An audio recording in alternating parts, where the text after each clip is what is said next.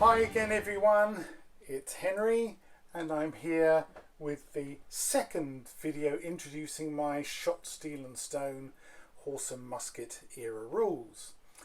And in this episode we're going to talk about leadership and command and control. Now, many of you are familiar with the wargaming term friction, which of course comes from Clausewitz, and certainly any of you who play any Too Fat Lardies rules will be very aware of the concept of friction, which is to say wanting to do something but not being able to, which is one of those things that just happens not just in war but in real life. Have you noticed that? Yeah, and my rules, I suppose, the first rule set you would probably compare mine to is something like Black Powder, written by Rick Priestley, obviously published by Warlord Games, and which comes in various flavours now. Now, I am very familiar with the Black Powder rules, and a long time ago I actually helped do some of the playtesting for them before they were published. And I know that Rick's Black Powder rules have very much got an engine that comes from his War Master rules from a very long time ago. And the concept there is that your commanders, your leaders, have a leadership rating which would make them, rather like mine, superior, competent or inferior. And you roll a dice to see if you can roll less than or equal to their command rating, and if you do, then the troops under their command can take a turn. One of the things that's very different in Black Powder compared to mine is what you can then do is you can try to go again. So let's say you had a leader with a leadership roll factor of 9 and you rolled a 7. Well, you've passed, so your troops can move. What can happen next time is you just deduct 1 from the leadership rating, so it now becomes an 8. You roll, and if you pass that, you can go again. And in fact, you could potentially go a third time.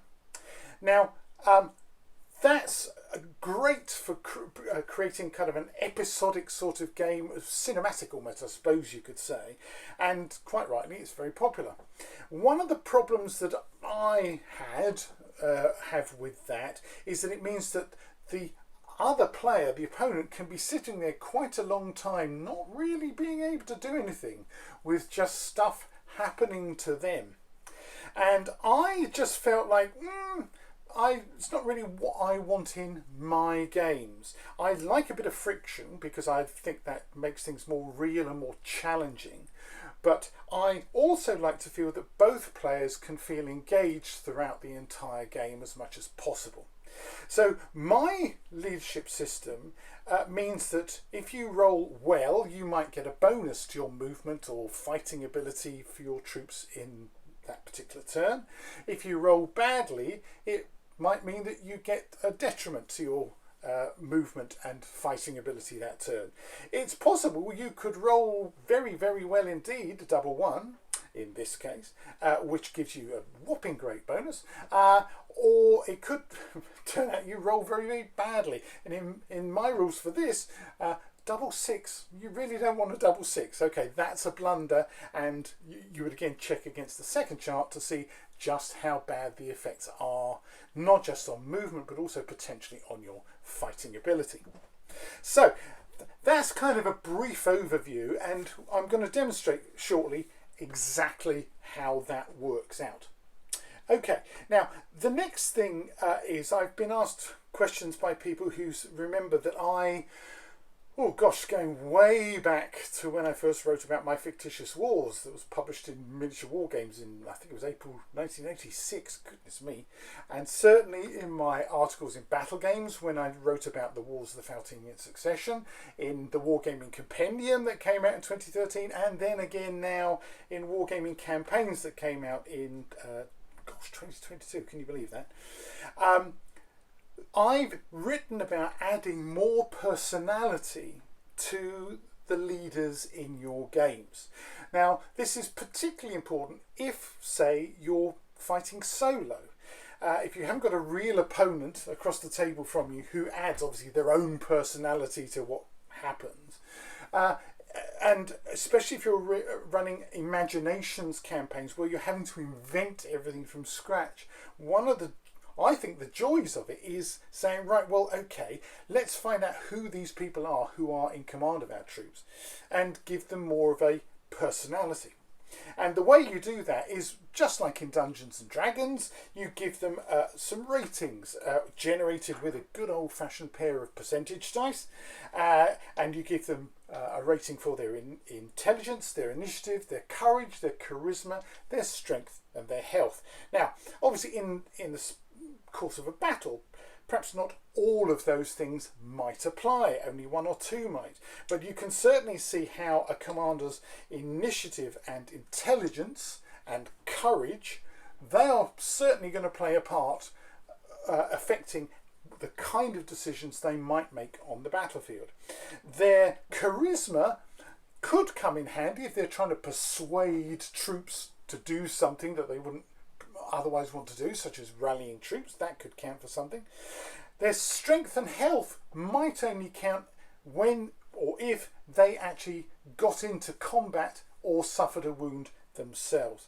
But certainly it's worth drawing up for each of your commanders, if you're running an imaginations campaign, a series of characteristics like that. And I'm going to post these on the website, and I might do an insert in the video sheet like this showing you. I've drawn up the factors for the commanders, the two armies, Borgenmark and Prunkland. So as we go through the game, I'll see if I can introduce that just to give you a flavour of the kind of effect that might have. I don't want to bog things down. I don't want it to get out of hand, because after all, I'm demonstrating a set of war games rules. I'm not running a Dungeons and Dragons or Imaginations campaign. Excuse me while I just turn on my iPad camera here, because when it comes to it, obviously we're going to be rolling some dice. So I'll bring those in when it seems appropriate. There's just something else I wanted to point out, that when it comes to measuring devices, I already pointed out that when it comes to artillery, I'm a great fan of the range stick. You might call it the bounce stick, even though it isn't actually indicating bounces. I've got that for artillery. I've even got it all the way down to little carbines, should that come about. But when it comes to actually moving your troops on the table, obviously nothing wrong with a good old tape measure, and as I've marked mine out in base width. But I just wanted to point out this wonderful device that was created by a chap called Dave Hall. Let me just give you a quick close-up of that on the video so you can see what it was. He had some of these made for our Ayton campaign back in 2014, and they're brilliant. I mean, he only had a small batch made, but what I've done is I've reproduced that kind of design as a PDF for you, basically, that you can download from the website, and I'll give the address for that, and you can download that for free, cut it out, have your own plastic thing made.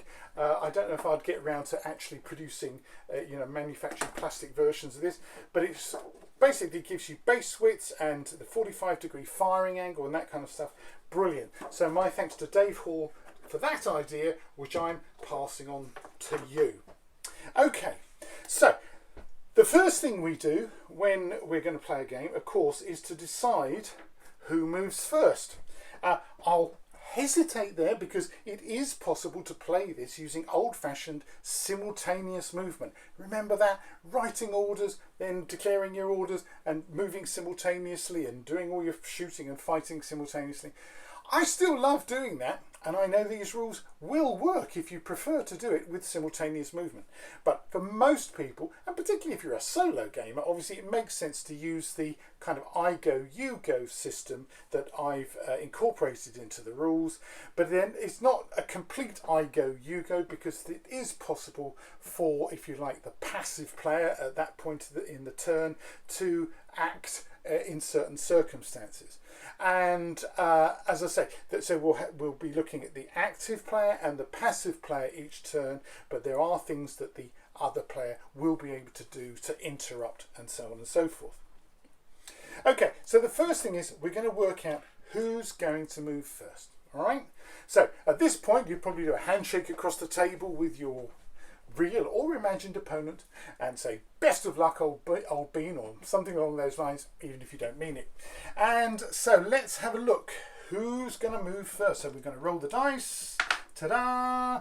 And of course, it's 4 all. That means you're going to go simultaneous. No. What it means is you roll again.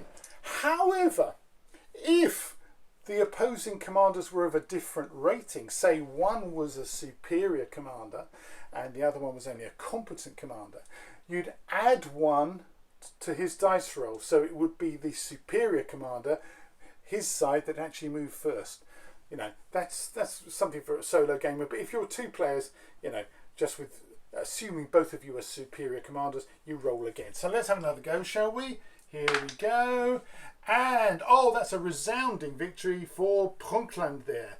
Well done, old boy. Okay. So, Prunkland is going to move first. And this is where you need to pay attention to what I've mentioned previously, which is it's important to think about who's giving orders and in what order. If you say, right, I'm going to have my general order everyone, that's great, but if he blunders, of course, that's going to affect the entire army. So what we normally say is, okay, the individual brigadiers issue their orders. The general will only step in if there's some kind of major cock up, right? Or if he specifically wants to get stuck in a particular circumstance. So this is where now, just as an illustration, we can say, okay, well, who are these commanders, Henry? Are they any good? Are they, in fact, going to have their personalities affect the events of today? Okay, well, I've got my sheet here for Prunkland. Prunkland's going first. We've got von Eintopf Musketeer. We've got von Renscher Musketeer. We've got the Erste Truppe der 4. Artillerie, known as von Kettenraucher. We've got the 4th Jäger, the 4. Jäger, von Grobeur. And we've got, of course, Klinkertor Cuirassiere. Now, the individual, the general himself, the General der Expeditionstruppe, is von Horwitz. Okay, he's one of my generals that I drew up and did his factors a long time ago. The Generalleutnant in charge of the infantry is von Blasen, and the Generalleutnant in charge of the cavalry is von Hörnchen. Now, let's just take them step by step. Let's say, first of all, what we want the army to do. Okay, so it's a crossroads situation. And the general here, von Horwitz, assesses the scene and can see that, oh, it's a crossroads. We really ought to dominate the crossroads, capture it if we can, and prevent it being taken by the enemy.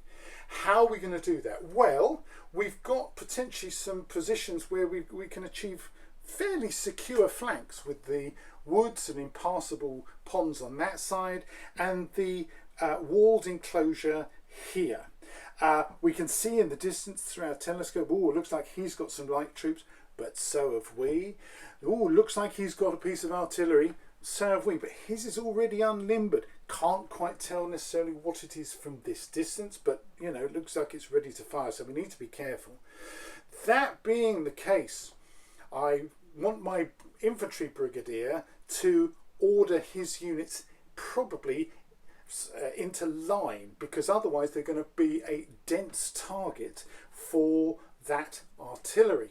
Okay, so the Generalleutnant of Infanterie von Blasen, I'm going to ask him to move his troops forward, but also to deploy into line abreast.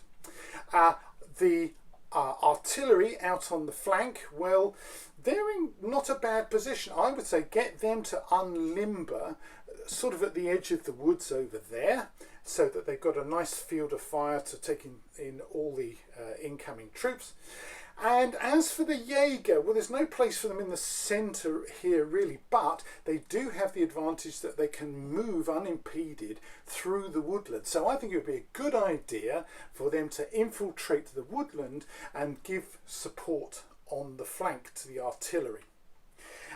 As for the heavy cavalry that's just arrived on the field here, well, I think they're probably going to be best off as a central reserve, because I can see just coming off the hill opposite, there's the enemy dragoons, and so I don't want my infantry that's going to be deploying in line exposed unsupported to a potential attack from enemy cavalry. Even though in this period, and we're talking mid-18th century, infantry were much more confident against cavalry. They didn't necessarily automatically form square. That was something you see historical accounts where if they were retreating, potentially they might form square, but in the course of battle, normally they'd give the cavalry the best of their musketry. So that's the overall orders, and when you're at the beginning of a move and it's your turn, that's how you would play it. You would declare to your opponent, right, this is what I intend to do. Okay? Now, as we know, our generals are superior, our brigadiers, we're saying, are just kind of average rating commanders. Pains me to say it, even though they are Prunklanders, I'm just going to allow them to be counted as average competent guys at the moment. And so we want to see, first of all, if they're going to pass their leadership test. So the general of infantry has to roll an 8 or less on 2 standard D6s. So come on fella, let's see, can you do that? And he rolls. Well, can you see that, folks? I'll move them a bit closer. Can you see what I've rolled first turn? Of course, that should be an outlier result. There's no way that should happen. And what's even more bizarre, when I rehearsed what I was going to be doing for this video, that happened as well. So, it's a blunder. Okay, now, at this point, it being a blunder, we have to see just how much of a blunder that's actually turned out to be.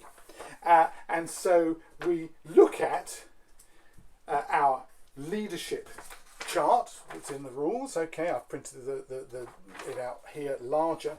And so we roll a single D6, which determines how bad it is. Oh, when it's a 6. Of course, ladies and gentlemen, you can see that. I can't conceal. That is another 6. Oh dear, oh dear, oh dear. And by rolling another 6... what can I say? What's your name again? Von Blasen. We'll be talking to you afterwards. That means that, any mounted units he might have had would deduct 3 base width. Fortunately, he's not in charge of any of those. Other units will deduct 2 base widths from their movement. Formation changes take twice the normal time. They can't carry out any charges or counter charges. If they have to shoot, they'll suffer a -1 penalty on their die roll, and also any units meleeing will suffer a -1 penalty on their die roll. So it's just as well that this has happened where they're a long way apart. Okay, so let me, just as a little reminder to myself, when someone's blundered, I like to just put as a reminder to me, a little red tiddlywink, okay, and well, in this case they rolled a 6, so I'm going to mark a little red dice with a 6 on it to show just how bad their second die roll was as a reminder. Ah, dear. So let's put a discreet veil over Prunkland's infantry at this juncture and see if the cavalry commander, Generalleutnant von Hörnchen, fares any better. Okay, so Generalleutnant von Hörnchen, again, he's an 8 or less on 2 dice. Yes, I don't believe in prayer, but let's just say I'm hoping that karma will help out here. Ready? And Now that's much better. A 3 and a 1 making 4, which means that not only has he passed his command roll, he's passed it by more than 2. And you'll see in the rules that if that's the case, there's a little bit of a bonus. Pass by a margin of 2 or more, add 2 base widths to the movement of all mounted units and 1 base width to all other units. That's a voluntary addition, okay? But I think under the circumstances, he'll say, yeah, I'll take that, please.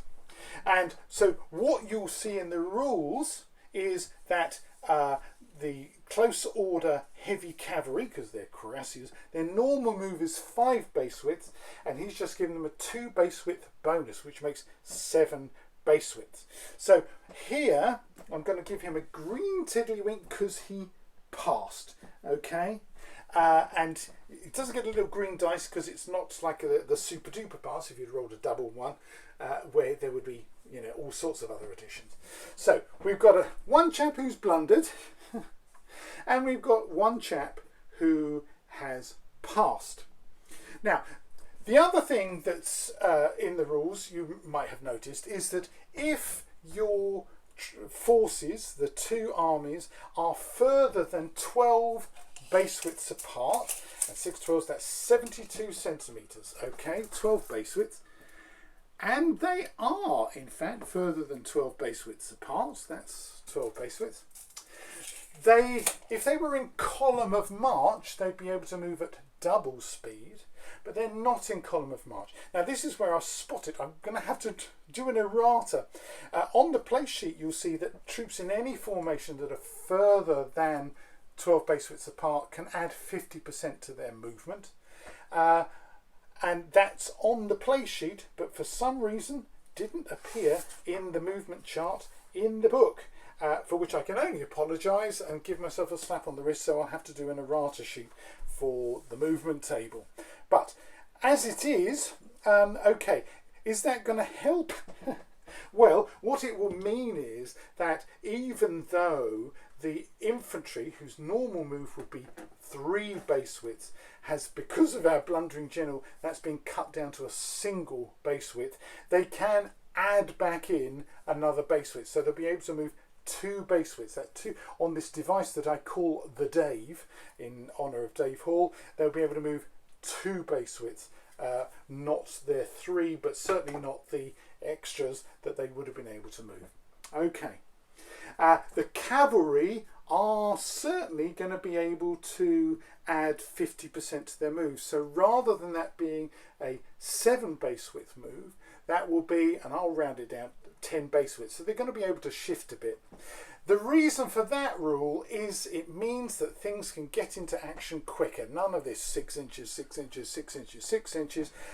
I like a game where you're not going away at the end of the day going, well, it would have been nice if we came into contact, wouldn't it? No.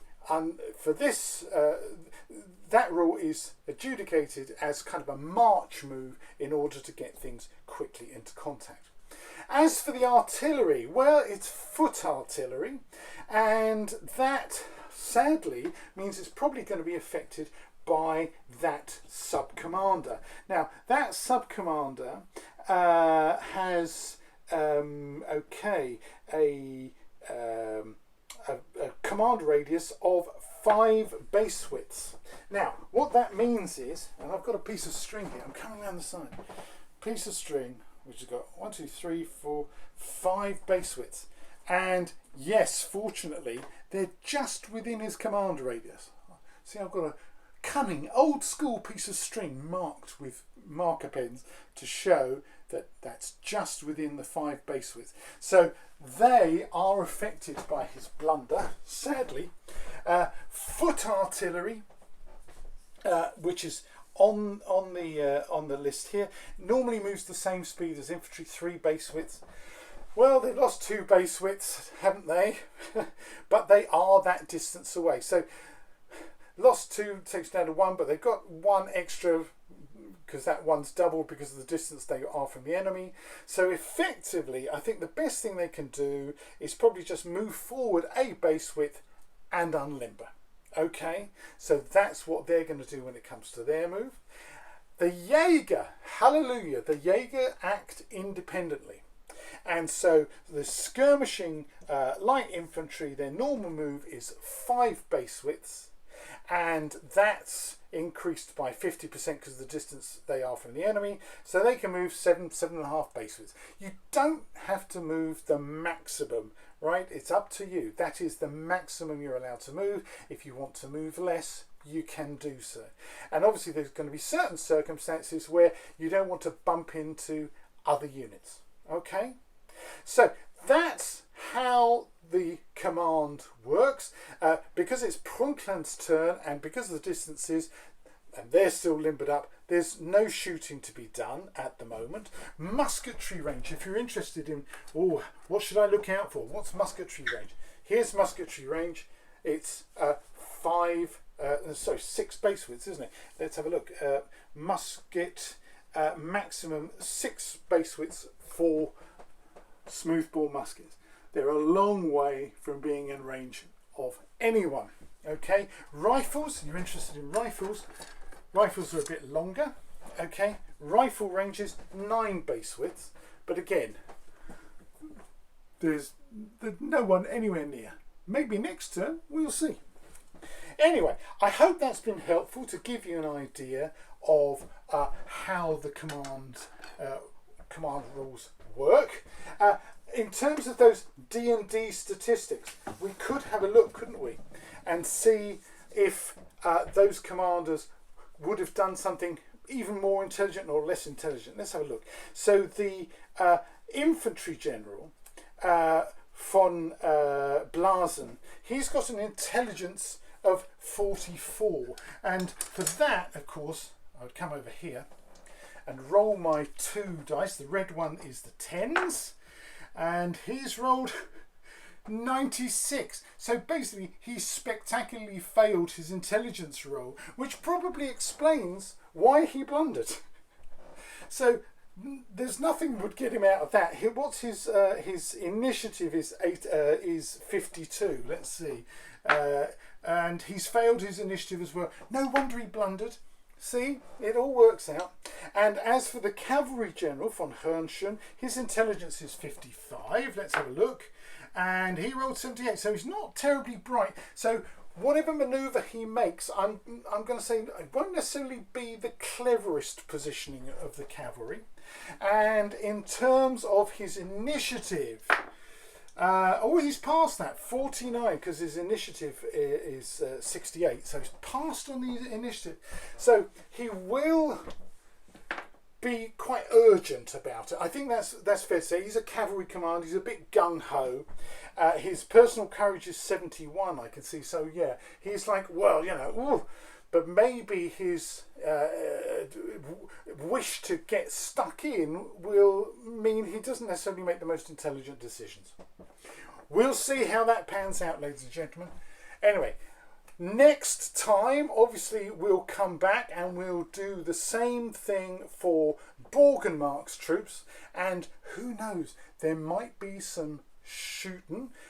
So I'll move these things as far as they can go, but I won't bore you with having to watch all that happening right now. And we'll come back and things will be in the position for Borgenmark's turn. Thanks for watching.